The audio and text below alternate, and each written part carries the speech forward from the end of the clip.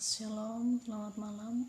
Perkenalkan, nama saya Adu dengan NIM 230300101, kelas D semester 2, jurusan Sosiologi, Fakultas Ilmu Sosial dan Ilmu Politik, Universitas Nusa Cendana Kupang 2021. Pada kesempatan ini, saya akan membahas materi yang saya review dari buku pertama tentang komunikator dalam perubahan sosial. Baik, kita langsung saja pada inti pembahasan itu. Yang pertama, pendahuluan latar belakang. Buku ini menyajikan perspektif beberapa pemain utama, baik akademisi maupun profesional, dalam komunikasi untuk pembangunan berkelanjutan dan perubahan sosial, sehingga dapat memberikan pelajaran berharga bagi generasi agen perubahan di masa depan. Ini menekankan pada landasan teoritis dan aplikasi praktis dan perhatian etika dalam komunikasi untuk pembangunan dan perubahan sosial. Sebagian besar catatan sejarah yang ada dalam komunikasi pembangunan membuat perbedaan antara paradigma modernisasi dan paradigma ketergantungan dan paradigma multiplisitas atau partisipatif. Catatan sejarah ini telah didominasi oleh perkembangan kerangka dalam paradigma ini sebagai keturunan logis dari dorongan Barat untuk mengembangkan dunia setelah penjajahan dan Perang Dunia Kedua. Runtuhnya Uni Soviet berikutnya pada akhir tahun 80-an bersama dengan kebangkitan Amerika Serikat sebagai satu-satunya adikusa yang tersisa, munculnya Uni Eropa dan Cina, kemunculan kekuatan regional secara bertahap seperti British negara dan kehancuran sistem keuangan dunia. Baru-baru ini telah menimbulkan konsekuensi yang menghancurkan bagi orang-orang dimanapun. Buku ini menjawab perubahan dan tantangan tersebut dalam menyajikan pemikiran ulang tentang kekuatan pembangunan dan akibatnya tentang dan peran komunikasi di dalamnya. Ini ditunjukkan untuk mahasiswa riset yang baru muncul, membuat kebijakan dan praktis riset sosial yang tertarik pada sejarah komunikasi untuk pembangunan dan perubahan sosial, serta berperan dan tempat para pemain wali kota di dalamnya. Ini paling berlaku untuk sektor politik dan pendidikan, serta sarjana sejarah pekerjaan sosial dan hak asasi manusia. Buku ini juga memberikan wawasan berharga bagi para pemula di bidang ini yang belum terbiasa dengan bidang perubahan sosial global yang semakin penting. Yang kedua, pembahasan apakah itu komunikasi pemerintah atau komunikasi rakyat. Pengembangan sebagai pembelajaran kita mulai dengan premis yang tidak dapat disangkal bahwa semua manusia memiliki hak untuk berusaha mengembangkan sepenuhnya batas dalam luar kemampuan mereka, karena kemiskinan yang mengakar, lingkungan yang merugikan, kesempatan langka dalam alasan terkaitnya, termasuk menjadi seorang perempuan, beberapa kurang diperlengkapi dibanding yang lain untuk melakukannya. Mereka sebagian besar adalah penduduk pedesaan yang merupakan sekitar 3/4 dari populasi negara yang dikenal sebagai negara berkembang. Mereka yang paling miskin, 40% terbawa yang hidup di bawah garis kemiskinan, bahkan tidak dapat memenuhi kebutuhan dasarnya. Di Filipina, mereka bekerja sebagai pertanian tanpa tanah, petani daratan tinggi, dan nelayan pencari nafkah. Di India, mereka adalah buruh tak bertanah, petani dengan luas lahan kurang dari 1 hektar, nelayan dan tukang kecil seperti pekerja kulit dan penenun. Sebagian kelas mereka kekurangan gizi, minum air yang tidak aman, memiliki sedikit tempat berteduh, dan barang-barang rumah yang tidak layak dipakai.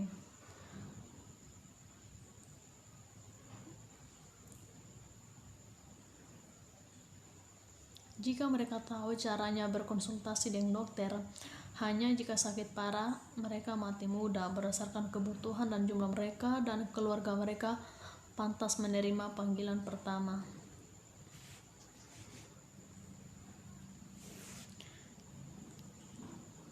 Communication Concept for Development. Ada 3 konsep komunikasi untuk pembangunan. Barangkali ini saat terbaik untuk menyampaikan sesuatu tentang jurnalisme pembangunan. komunikasi pendukung pembangunan, dan komunikasi pembangunan sebagaimana semula dipahami. Tiga bayangan satu sama lain menjadi produk dari pencarian umum untuk konten dan metode komunikasi yang lebih sesuai dengan keadaan masyarakat miskin yang berjuang untuk kehidupan yang lebih baik. Ketika yang dimaksud untuk melawan masalah ekonomi dan sosial dengan informasi sebagian besar berasal dari sains. Jika pendukung mereka mengidentifikasi dengan sekelompok lain selain komunikator profesional itu dengan ilmuwan sosial, hampir tidak dengan politisi. Ketiganya berkembang di Asia.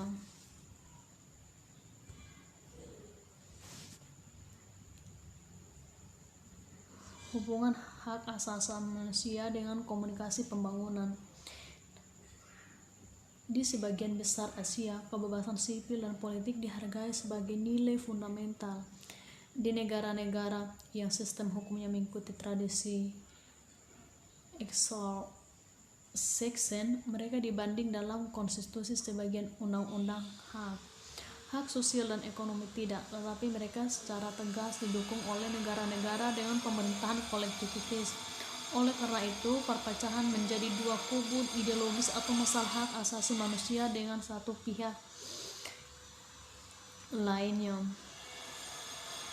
Yang terperangkap di tengah adalah negara-negara miskin yang secara intelektual dirawat di atas kebebasan sipil dan politik, tetapi kebutuhan utamanya saat terletak pada domain kebebasan ekonomi dan sosial. Piagam PBB mengakui kedua wajah kebebasan manusia. Deklarasi Hak Asasi Manusia menegaskan di antara hak-hak sipil dan politik lainnya, kebebasan berpendapat, berbicara, berkumpul, beragama, hak atas perlindungan hukum yang sama dan proses hukum, kebiasaan bertindak, hak atas kewarganegaraan, hak untuk mengambil bagian dalam pemerintahan suatu negara. Ia mengakui bagaimana bahwa mereka tidak berarti tanpa hak ekonomi dan sosial dasar seperti hak untuk bekerja dan hak atas pendidikan.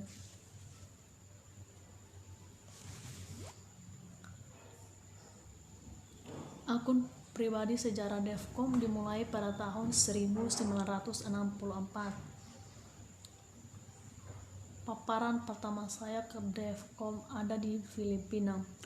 Pengalaman pertama saya dengan DEFCON adalah pada tahun 1964 sampai dengan tahun 1965 di Filipina, di mana saya adalah seorang sarjana Fulbright di bawah asuhan Juan Mercado, Direktur Institut Pers di Filipina. Ini adalah waktu yang tepat untuk berada di Filipina karena negara tersebut berada jauh di depan kebanyakan negara, baik dalam studi maupun implementasi dari apa yang kemudian menjadi komunikasi pembangunan. Pada pertengahan hingga akhir tahun 1950-an, penelitian telah dilakukan pada literasi media, ketersediaan dan pemanfaatan di 50 barrios, penetrasi media dan pemahaman penduduk desa tentang informasi pemerintahan, dan efek sosial radio di 5 barrios. Bersama dengan itu, antara pada tahun 1957 sampai dengan 1964, 2 unit akademik dikembangkan di universitas.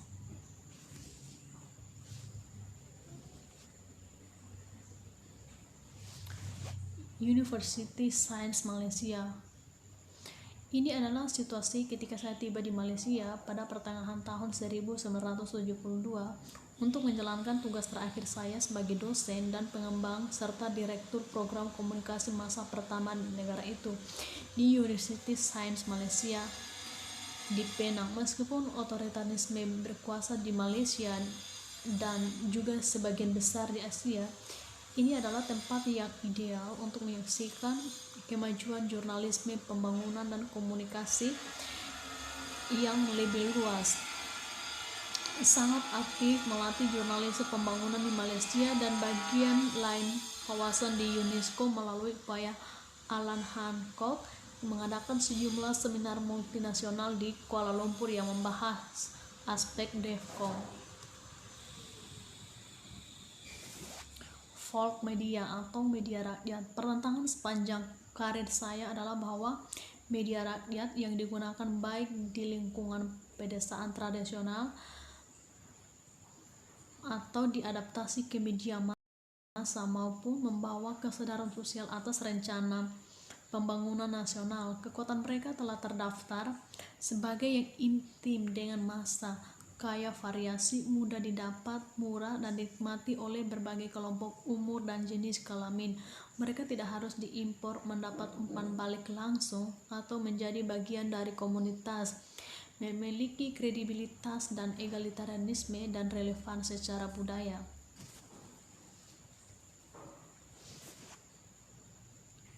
Komunikasi untuk pembangunan, melihat ke belakang atau melihat ke depan. Pekerjaan saya di komunikasi dan riset pembangunan pada tahun 1965 sampai dengan tahun 2020.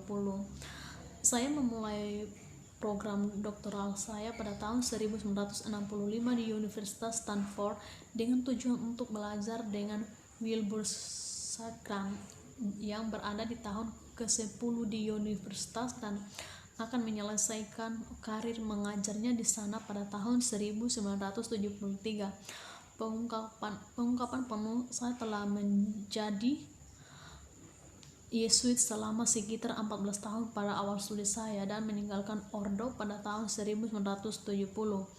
Saya telah menemukan buku Sakram tentang media massa dan pembangunan nasional saat belajar di Eropa pada tahun 1964 dan memutuskan untuk menempuh jalur ini dengan pergi ke Stanford. Setelah 3 tahun kelas dan lulus ujian, saya telah memulai disertai pada musim semi pada tahun 1968, tetapi tidak baru yang telah didanai untuk mempelajari proyek besar dalam menerapkan televisi untuk mengajar siswa ke sekolah menengah pertama di Amerika Tengah. Saya telah belajar bahasa Spanyol dengan cukup baik selama 4 tahun sebelumnya untuk menangani proyek penelitian dalam bahasa lain. Saya tetap bertahan selama 1,5 tahun di lapangan dan merasa lega dengan mahasiswa pasca sarjana yang lebih mudah akan melanjutkan kerja lapangan selama 2 tahun lebih untuk menyelesaikan pengumpulan data pada tahun 1972. Ini adalah pertama kalinya saya terjun ke dalam kerja lapangan, tetapi itu akan segera diikuti oleh yang lainnya dalam beberapa bulan ke depan setelah meninggalkan lapangan pada akhir 1968. Refleksi dalam melakukan riset. Karir saya di bidang komunikasi dan penelitian saya tentang komunikasi untuk pembangunan dan perubahan sosial layak mendapat penjelasan tentang apa yang saya pikirkan tentang pekerjaan ini. Jika ditinjau kembali, bidang yang saya masuki tahun 1968 jauh berbeda dengan sekarang ini. Dan ada pertanyaan, apakah itu malah ada lagi di kursus universitas? Nah, pertama, minat akademis dalam studi komunikasi tentang pembangunan mulai berkurang di Amerika Serikat sejak pertengahan tahun 1980-an setelah perjuangan panjang atas definisi bidang dan pendekatan terbaik dalam implementasi. Yang kedua, pandangan yang melimpah dalam periode dari tahun 1948 hingga akhir tahun 1980-an di Amerika Serikat dari pemerintah, yayasan, dan lembaga pembangunan publik telah ditarik kembali atau bahkan hilang. Awal studi komunikasi dan komunikasi pembangunan. Pertanyaan pertama yang diajukan untuk tinjau sejarah singkat ini adalah apa tujuan ini yang bisa berfungsi untuk menilai kekuatan komunikasi untuk perubahan sosial dan pembangunan saat ini. Tesis saya di bagian pertama bab ini adalah bahwa studi tentang komunikasi pembangunan sebagian besar telah menghilang sebagai topik dalam program komunikasi barat. Jika ingin dihidupkan kembali di perguruan tinggi, mungkin akan mengambil bentuk baru dibanding dengan paradigma abad lalu. Kita akan melihat permulaannya pada tahun 1950-an dan tahun 1960-an dan bertanya bagaimana ia berkembang dan kemudian memudar, karena itu adalah subbidang dalam bidang studi komunikasi yang lebih besar dan subbidang yang muncul bersama dengan yang lebih besar.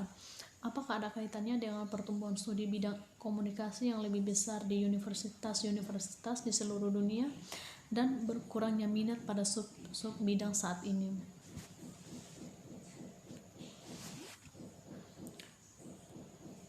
Millennium fokus saat ini di tahun 2000 hingga tahun 2020. Kebijakan penelitian pembangunan global mengalihkan fokusnya selama 2 dekade terakhir ke United National Millennium Goals dengan target 2015 dan promosi terus-menerus setelah tanggal tersebut. Proyek besar Universitas Columbia oleh Jeffrey menarik perhatian uang dan minat pada periode pertama hingga tahun 2015, tetapi hasilnya seperti yang diharapkan dan kritik mengikuti. Upaya jutaan dolar di desa-desa di Afrika untuk mempromosikan jalur keluar dari kemiskinan yang terintegrasi terbukti ilusif. Perhatian selanjutnya untuk MDG tampaknya terbagi di antara proyek-proyek kecil dengan fokus di antara berbagai tujuan untuk perubahan dengan dukungan di lapangan untuk kesetaraan gender, lingkungan, kesehatan, pendidikan, dan lain-lain. Dan bukan pada proyek-proyek besar seperti SAS. Perlu dicatat bahwa tujuan PBB tidak berfokus pada komunikasi pada tingkat yang sama seperti pada periode tahun 1960-an hingga pada periode tahun 1980-an. Keragaman penggunaan teknologi digital baru tentu saja merupakan bagian dari banyak proyek milenium dalam aplikasi lapangan, tapi fokusnya lebih pada target khusus untuk perubahan seperti yang dikembangkan oleh berbagai badan PBB dan penyandang dana lainnya di bidang pendidikan, kesehatan, kesetaraan gender, dan lain-lain.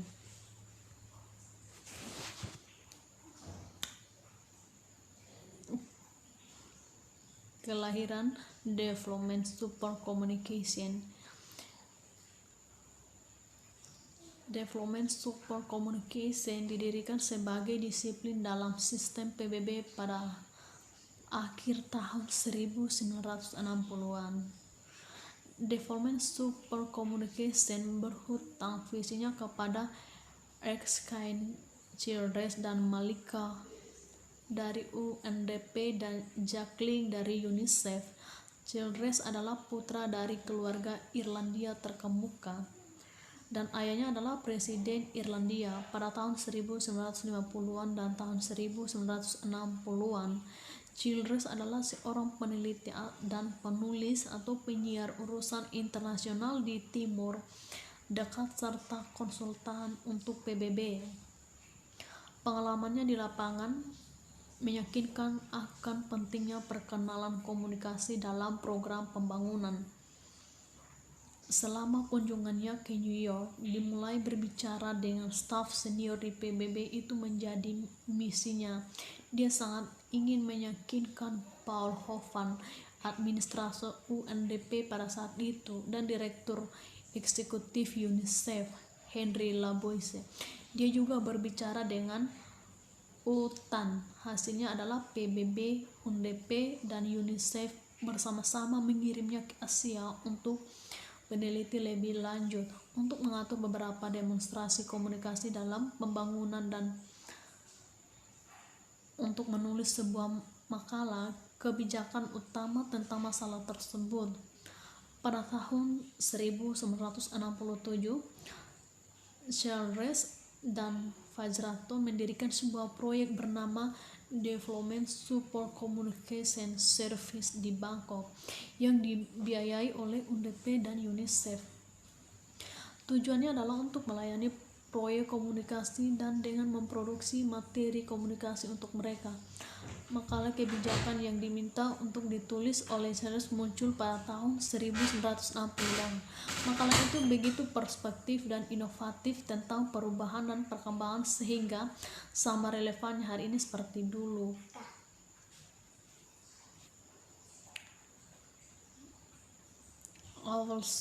Tahun-tahun awal sulit untuk menerima pengakuan. Organisasi ini sangat teknis dan mengabdikan diri pada ilmu pengetahuan keras teknologi. Banyak perwira berasal dari latar belakang kolonial mereka dan mengikuti pendekatan modernisasi untuk pembangunan. Mereka percaya bahwa mereka paling tahu apa yang dibutuhkan dan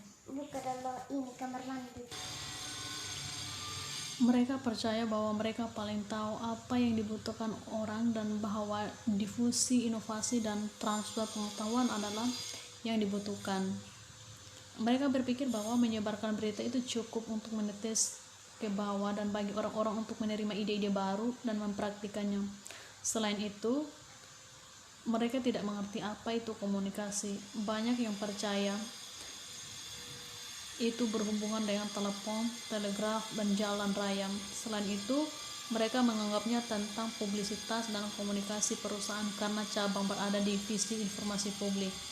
Itu adalah perbatasan baru dan sedikit yang diketahui pada masa itu tentang komunikasi dengan orang pedesaan di negara berkembang. Seperti yang bisa dikatakan Colin Fraser, itu seperti melukis di atas kanvas kosong. Tidak ada seorang pun di cabang yang memiliki latar belakang akademis dalam komunikasi.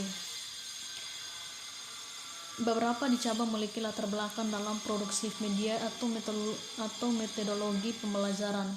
Colin sendiri juga seorang pelatih dengan Massey Ferguson, dan dia terlahir sebagai komunikator. Sekelompok mulai belajar sambil melakukan, terutama dari kesalahan pertama. Misalnya, beberapa gajah putih dirancang tetapi tidak pernah berfungsi. Sebagian besar permintaan bantuan adalah untuk produksi alat peraga untuk transfer teknis. Gender diversity atau keragaman gender. Organisasi didominasi laki-laki, hanya ada sedikit wanita profesional dan praktis tidak ada kelas yang lebih tinggi. Baru-baru pada tahun 2003 perempuan diangkat menjadi asisten direktur jenderal, peringkat tertinggi dalam organisasi. Penulis menyadari bahwa banyak pertemuan dengan rekan laki-laki sebagai satu-satunya perempuan. Ketika tiba gilirannya untuk mengambil alih lantai, senyum muncul di wajah mereka. Apakah itu karena dia seorang wanita atau karena mereka tahu dia akan mempromosikan DC? Keduanya tidak dianggap serius. Hanya ada divisi ekonomi di rumah tangga yang menangani perempuan di lapangan. Berlawanan dengan pola umum dalam organisasi, Branch memiliki campuran pria dan wanita dalam jumlah yang sama. Hal yang sama berlaku untuk proyek DSC di lapangan, tetapi juga mengikuti pola umum para wanita di cabang. Tidak diizinkan melakukan perjalanan ke lapangan sendirian. Penulis ingat bahwa seorang perwakilan senior FAO meminta misi DSE, dan ketika Colin Fraser menyarankan namanya, dia menjawab bahwa seorang wanita tidak akan diterima. Kemudian perlahan-lahan para wanita di Branch diizinkan untuk pergi misi dengan seorang rekan pria. Hanya Florida Botts, produser alat bantu audiovisual, yang diizinkan melakukan misi foto sendirian karena dia adalah seorang fotografer yang terkenal dan yang sangat dihormati.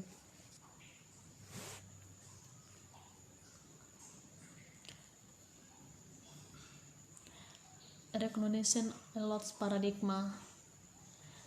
Recognition at Allots Development mulai berubah pada tahun 1980-an dan lebih banyak penekanan diberikan pada aspek manusia dari pembangunan dan proses partisipatif. Dalam FAO, istilah komunikasi untuk pembangunan menggantikan komunikasi dukungan pembangunan. Komunikasi dimulai dikenal sebagai proses sosial untuk meningkatkan kehidupan masyarakat pedesaan dan meningkatkan partisipasi.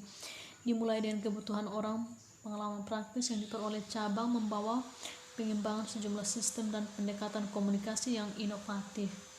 Ini berkat kerja sejumlah manajer di proyek lapangan yang disebut juara.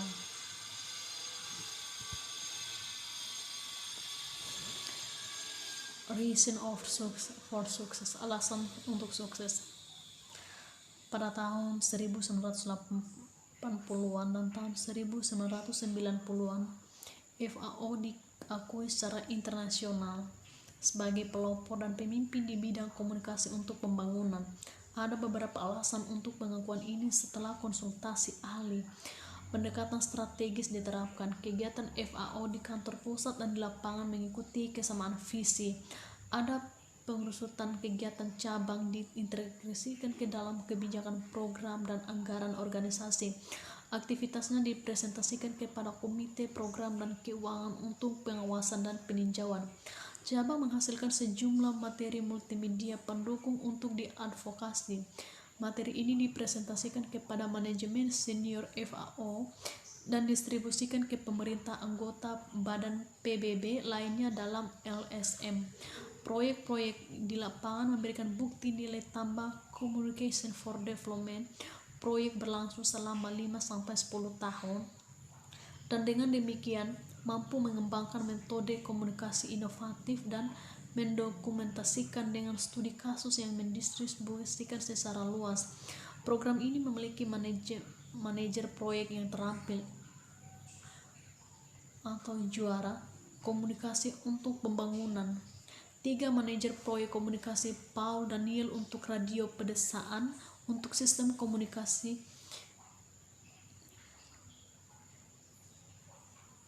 untuk metodologi pelatihan audiovisual di Peru dan Santiago Fun. Untuk sistem komunikasi di pedesaan, Proderit diberikan BR penghargaan SEN sebagai ahli lapangan FAO yang terbaik. Para ahli lapangan memiliki peningkatan kapasitas dalam rasa memiliki sebagai tujuan utama dalam mendukung lembaga lokal dan nasional yang akan dapat melanjutkan komunikasi untuk kegiatan pembangunan. Ketika proyek mereka berakhir, menghormati tradisi, bahasa, budaya lokal ada yang sangat terpenting. Di sebagian besar proyek separuh dalam staf nasional adalah perempuan, sedangkan untuk program di kantor pusat, cabang memiliki hingga 9 staf profesional serta staf umum pendukung. Ia memiliki keahlian dalam berbagai aspek komunikasi mulai dari media audiovisual, radio, teknologi informasi dan komunikasi hingga perencanaan penelitian dan evaluasi.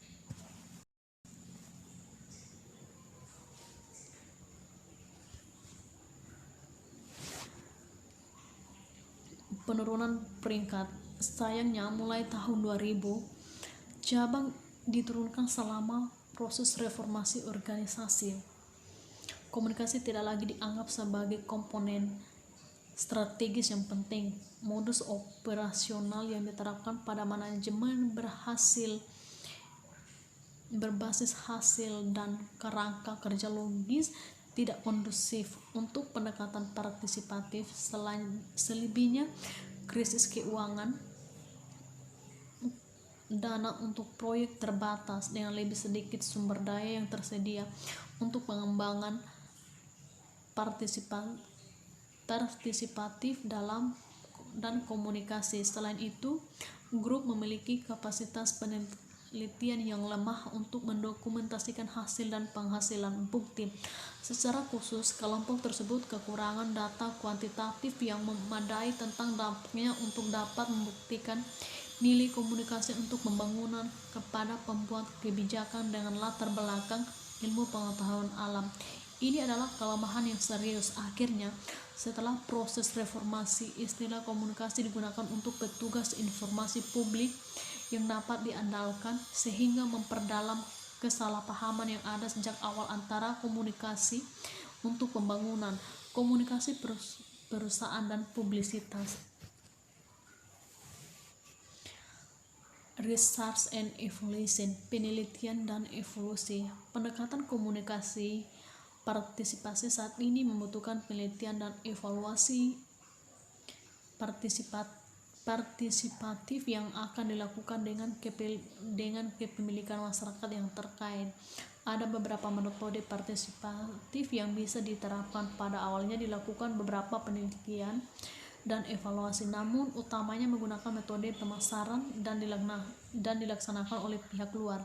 Kelemahan utama dari BRAS adalah kekurangannya hasil penelitian dan evaluasi yang sangat memadai. Demikian materi yang dapat saya sampaikan. Semoga materi ini bisa bermanfaat bagi para pembaca. Sekian dan terima kasih.